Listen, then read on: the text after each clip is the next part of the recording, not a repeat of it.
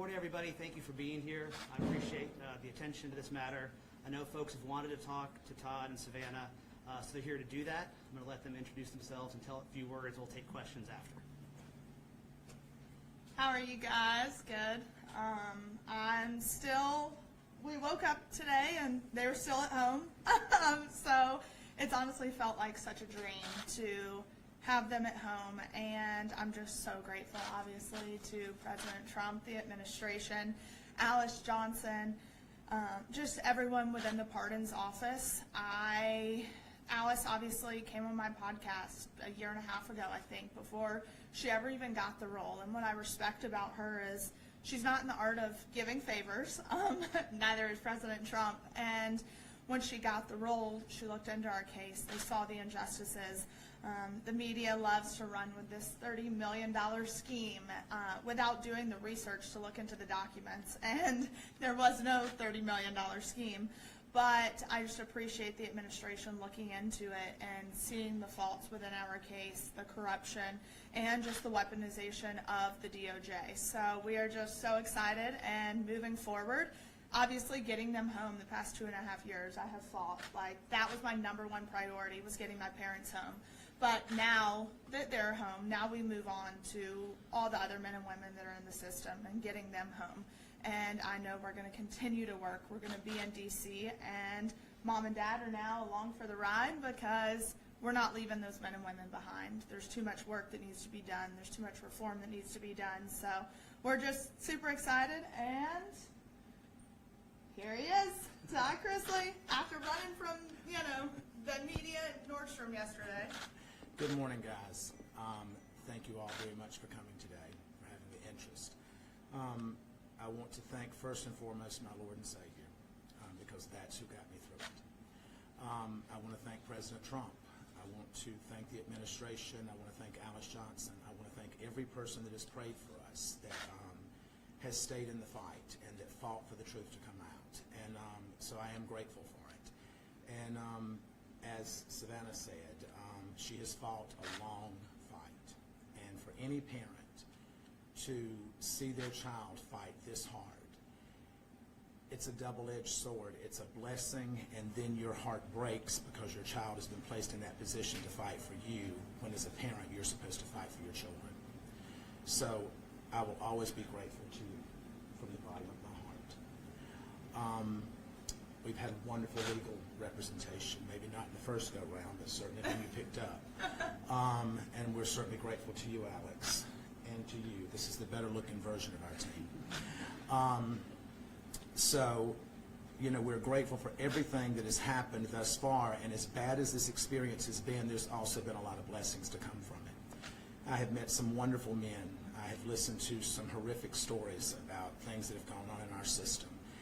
And whether you believe it or not, because I was you at some point, even though this pardon has happened, I still was convicted of something that I did not do. It could be you. It could be you. It could be any of you. And somewhere in this room, someone has had a family member that has been affected by this system. So I understand the shame that's around it, but I refuse to feed into that, because shame is like a cancer that just spreads, and I have no shame. So I will continue to fight for all of the guys that I dealt with and that I was blessed to be with at FPC Pensacola. I will continue to expose the injustices that go on there and throughout the department and throughout the Bureau of Prisons. I know that Julie, who is a wonderful, decent, God-fearing woman, and that I'm blessed to have been married to and been with for over 30 years now, an excellent mother. She's at home with Chloe right now, and Chloe will not let her go. So we're blessed to have our family back, and we're blessed to be coming back to television, because we do have a much bigger story to tell now than we ever have. So I thank each and every one of you. We're happy to open this up for some questions. Oh, right here. Todd and Savannah, what was the reunion like first night, right? Todd, Julie, and your family. And the second part of that is, Todd, the fans have been really talking about your physical transformation. Yeah, I call it the VOP glow. And so what was the motivation behind that, and how are you going to continue that sort of fitness routine moving forward? Well, I'll actually have more access to better products now that I'm out. You know, I think that I had nothing to do other than to read and to work out. And so I worked out every morning at 10:45 until 12 with my buddies there, and I read, and my walk with Christ became deeper, and I talked to my daughter every day, to Chase, to Grayson, and I was able to email with Julie every day. And so I think that for me, I haven't had the same effects that so many people leaving the prison system have had. So I'm grateful for that. Or maybe it's just all the residual Botox that never wore off. What was the reunion like, though, first night? Yes, I think for me, obviously I went to pick up my dad. And when he walked out, it was just such an overwhelming feeling, because the last time I was there, I was dropping him off and watching him walk away. So I think watching him walk towards me, I was an absolute disaster.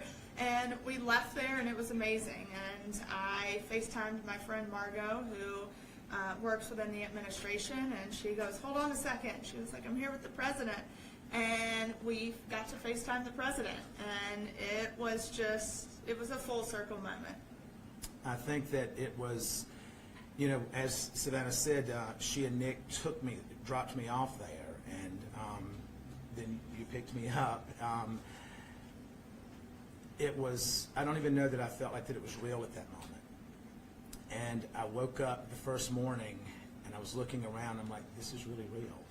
I'm home. So I was grateful for our family to be all back in the same room, to be together, to share a meal together, to pray together, and to know that we're still in the fight together.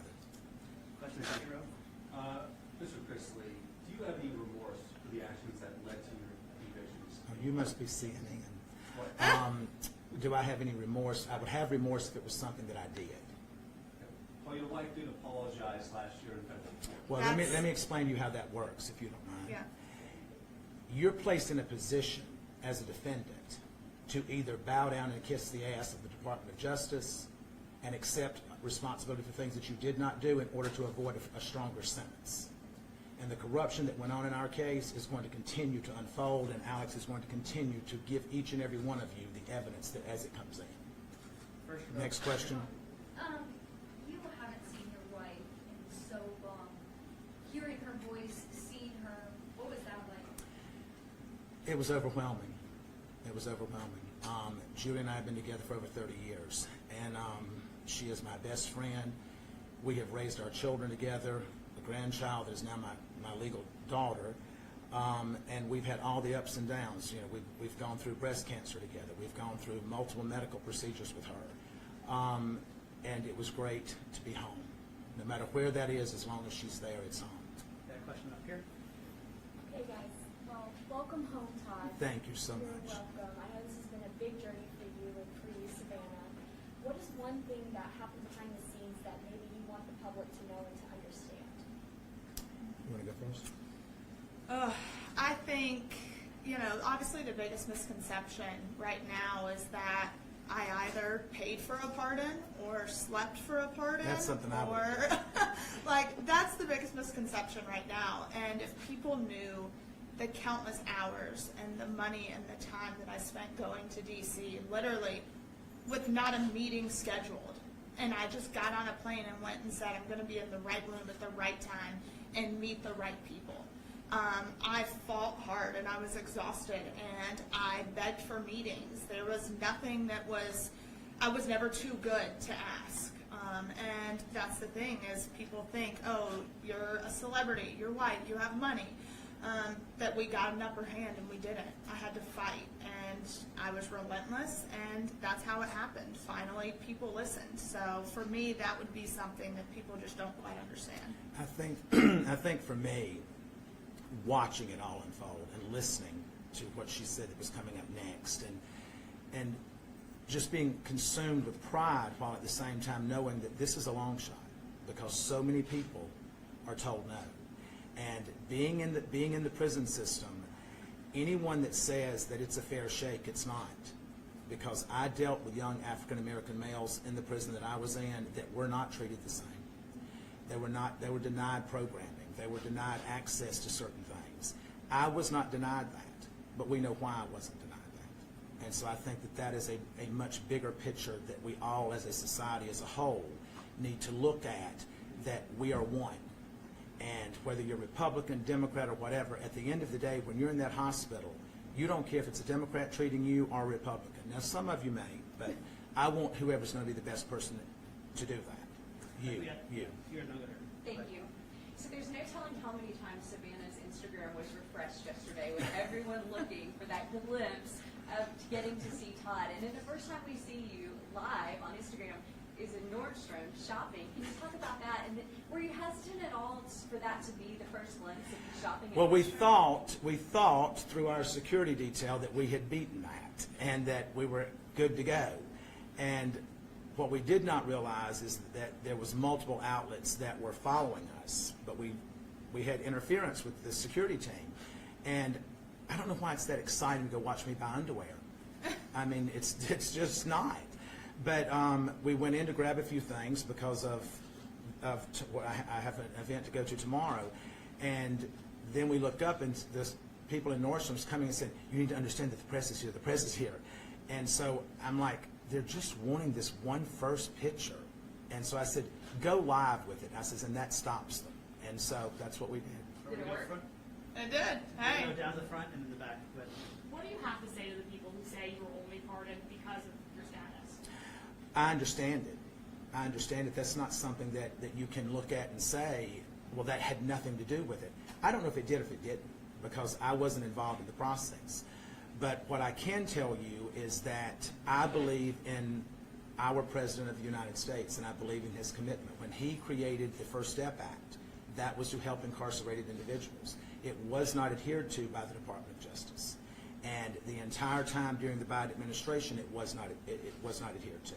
So to hear him say that it is now going to be adhered to and Pam Bondi is going to make sure of that, literally since Pam Bondi has stepped in, now the Bureau of Prisons have been given a directive through a new director who I have such a huge amount of faith in, William Marshall, that he is going to make sure that the First Step Act is implemented, and these men and women are going to get the credit that they're supposed to be getting. They're going to get the training and the education that they're promised, and they're going to be given a right to go back to their families in a speedier way. So I do understand that, and if that's the case, I don't know how to address the fact that if it is the case, but I'm grateful to God for whatever reason it was that we were able to obtain it. far in first. Hi, we know you've called the Nashville area home for a few years, having a home in Brentwood, Wilmington. What's your plans for potentially keeping a life here in Nashville and in the future? We do have future plans. Nashville will always hold a very special place in our heart. But we have other plans. Do you plan to stay here? We will probably always have a presence here. I don't know that we'll be here full time. Back row, please. Go ahead. No, you. So after people have been incarcerated, a lot of times they say that isolation and that feeling almost of not being able to associate with family and friends is almost for them feeling like part of a death. And then having them come back is almost like a second chance. Now that you have all this new understanding, these experiences, really having that conversation with people in very different ways of life, how do you plan to use your platform and to share different messages if you do, now that you're continuing to have this TV show? This will always hold this. You can't go through what we've been through and walk away from it. I'm fortunate, so is Julie, that we never lost contact with our children. Julie and I emailed 10 times a day. And I think it's also important to understand that I was at a camp. It was the brokest child camp that you can go to. The accommodations were not great. But it, needless to say, was a camp. It was a former military base. So we had free access to walk, and we had a track and a weight pile, and we had things that we could do. But there are men there that after, I think statistically, after the first 2 years, people lose contact with their loved ones. And And that, I can't even imagine how that must feel, but at the same time, I think that we at this point, God has said, when you know better, you do better. And it's our job at this point to expose all of that and to try to make those men and women's lives better if we can. And that's what I plan to do. So let's take a step back and take a look forward. First of all, what were both of your first reactions to the part where you were shocked? And looking forward, tell us, your return to television, this docuseries, can you tease what it will be like in nature, what the focus will be? Tell us about that. I mean, when I got the call, like I said, I was walking into the grocery store and I stopped in the parking lot. I was like, what do I do? I was like, okay, go back to my car. And so I sat in my car and had that phone conversation that's online with President Trump. And I was in such shock. I really didn't know what to say. I started crying. Grayson was with me and we're like, oh my God, it's happening. It's happening. And I really don't even remember driving home. Like, I was in such shock. And I then was able to talk to my parents and tell them what had happened, but it had already kind of spread like wildfire because President Trump's team posted the video and tagged it Trump Knows Best, which, I loved. But it spread like wildfire. And when they called, they're like, is this really real? Oh my, like, it was so hard to believe that it was actually happening. I had a staff member that came to me and said, you've just been pardoned. And I just looked at him and he says, no, really, you've been pardoned, it's in the news. And so I walked up to call her and she said, it's true, it's true. So I remember walking back from the phone and just feeling numb, not really knowing. And then after about 10 minutes, all I could think about was the guys that I was leaving behind because I had made such wonderful relationships with those men. And when I left that day, there was only 317 men at our camp, but they were lined up shouting when I was walking out. And they were saying, don't leave it, don't forget us, don't forget us. And my commitment is to them that I will never forget them. And how about the docuseries? So we had been filming, and we had just wrapped filming for all intents and purposes. And then we get the call that they had been pardoned, so we picked right back up. And we're excited because I think this new show is going to give, first off, it's going to give people a look into the trial and things that we went through, and we're going to set the record straight, put some documents out there. Alex is on there. But it comes full circle because we go back and then we get to the point where mom and dad are pardoned, and now we move forward with our lives. And I know for me personally, now I get to be a normal 27-year-old, almost 28. And so my goal, it's like we were talking last night, it's like I'm traveling to 30 countries by the time I turn 30. But going to DC is going to be, I will be there a lot more because now I hope to work with the Federal Bureau of Prisons and Billy Marshall and help them expose the corruption because he has vowed to hold people accountable if there has been abuse and corruption to occur. So I'm extremely excited for that, to work with some organizations, put bills in front of Congress, especially for women who are incarcerated. So that's kind of our goal. And then obviously they've already got all the offers rolling in, so it's going to make life so much easier. You'll see him on quite a few different shows, I have a feeling. So Can you one more confirm- question and then I think we're... Can Todd confirm that you will be a part now of the second portion of the series? We are. Okay. Yeah. Yeah, we started filming literally the night that we got home. As soon as we got home. So I think with this new series, you will see the first time he and mom see each other for the first time. Last question. Let her have this question. So I understand you're saying they were wrongfully convicted and that information will come out, but my question is, so, it was under the first Trump administration when the investigation happened and the charges, so how can it be political? Well, if you will look at the individuals that prosecuted this case and that lied to the courts, and these prosecutors are no longer with the U.S. Attorney's Office. Tommy Krepp left and is now at the FDIC. Annalise Peters, she is now with Meta. You don't go to Meta and give up a career as a prosecutor. That's not what you do. You don't go to the graveyard of the FDIC when you're trying to build a career as a defense attorney.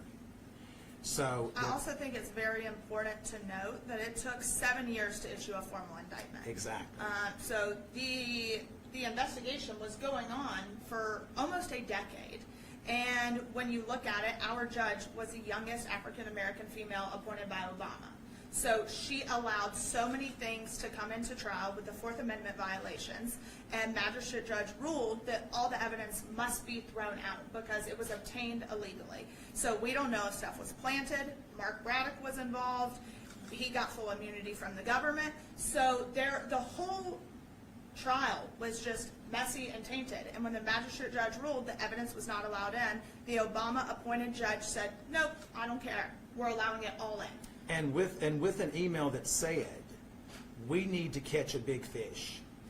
And the response was, well, Todd Chrisleys is the biggest fish in Atlanta right now. And I think it's also important to note that the Office of Inspector General ruled in our favor in their documents, that in their investigation, that stated, we agree that the Chrisleys were unfairly targeted. We substantiate Due to their celebrity status. Yes, we substantiate the Chrisleys' claims that they were unfairly targeted. So at the end of the day, I will sit and say, as his daughter, I believe in law and order. If I believe that my parents did exactly what they were accused of doing, then yes, you have a consequence. You have for a it. consequence for it. Do I think the consequence should have been 12 years? No, I do not. That's not even a fair sentence if it was true. But I know in my heart of hearts it was not true. I caught these prosecutors in so much misconduct, speaking to the judge, having ex parte communications. And This is in writing. This It not is hearsay. in writing. Alex exposed the emails. So I think at the end of the day, if you want a conviction, then have a clean conviction. And to go back to your question about it being a Trump administration, it was a Biden administration that the OIG issued the report under that said that we were targeted. Thank you. All right, guys. That's it. Thank you all very much. If you enjoy our content and want to stay updated with the latest crime stories and exclusive insights, visit crimedesk.live. Be sure to like and subscribe to our channel and hit the bell to be notified as stories unfold.